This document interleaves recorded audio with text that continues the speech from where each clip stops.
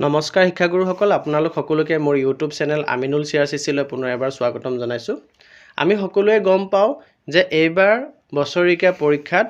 10% ৱেইটেজ of marks আমি গুণোৎসৱৰ পৰা দিব লাগিব আৰু এই ক্ষেত্ৰত সেই 10% গুণোৎসৱৰ পৰা আৰু 90%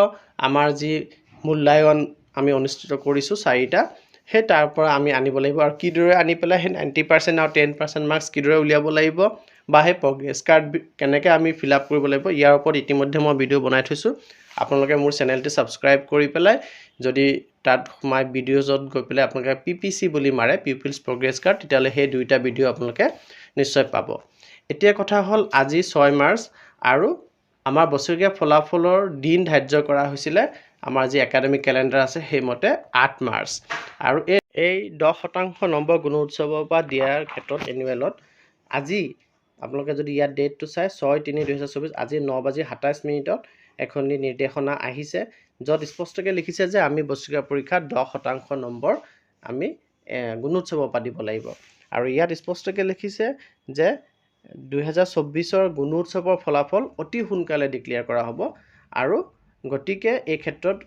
যি ব্যৱস্থা গ্ৰহণ কৰিব লাগে সেই ব্যৱস্থা প্ৰতিখন জিলাই ল'ব লাগে যাতে 10% ৱেইটেজ অফ মাৰ্কছ এনুৱেল এক্সামত আমি গুণোৎসৱৰ পৰা দিব পাৰোঁ। এতিয়া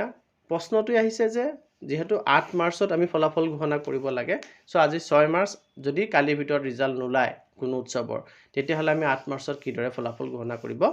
পাৰিম। এতিয়া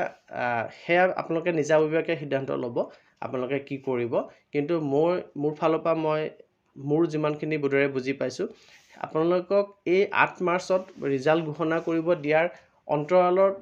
উদ্দেশ্যটো আছে যে আমি যিসকল ল'ৰা ছোৱালীয়ে আকাংক্ষিত ফলাফল দেখুৱাব নোৱাৰিব তেওঁলোকক আমি ৰিমিডিয়েল দি পেলাই পুনৰ এবাৰ পৰীক্ষা লৈ পেলাই তেওঁলোকক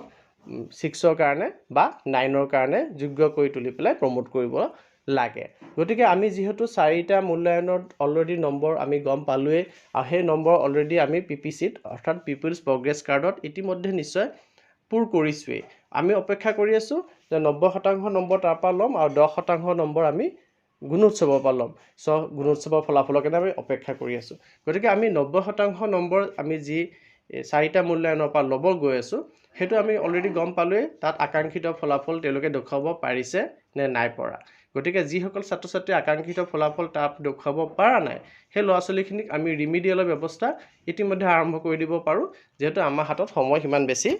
নাই। আমি ৰিমিডিয়েল তেওঁলোকক কৰাই থাকিব পাৰোঁ আৰু গুণোৎসৱ আমি আশা কৰি আছোঁ আজি পত্ৰটিৰ পৰা যোনটো বুজা গৈছে 2 এদিনতে গুণোৎসৱৰ ফলাফল নিশ্চয় ঘোষণা কৰিব আৰু তাৰ লগে লগে আমি আমাৰ বছৰীয়া পৰীক্ষাৰ ফলাফল দিব পাৰিম আৰু যদি ফলাফল ঘোষণা কৰাত কিছু পলম হয় তেতিয়াহ'লে আমি আমাৰ যি উদ্দেশ্য যে আমি ৰিমিডিয়েল দি পেলাই পুনৰ এবাৰ পৰীক্ষা পাতি সেই ল'ৰা ছোৱালীখিনিক পৰৱৰ্তী শ্ৰেণীৰ কাৰণে যোগ্য কৰি তুলিম যিখিনি ল'ৰা ছোৱালীয়ে আকাংক্ষিত ফলাফল দিব পৰা নাই সেই উদ্দেশ্যত আমি এতিয়াই আগবাঢ়িব পাৰোঁ। এইখিনি ইনফৰ্মেশ্যন আপোনালোকৰ লগত শ্বেয়াৰ কৰিবলগীয়া আছিলে। ধন্যবাদ।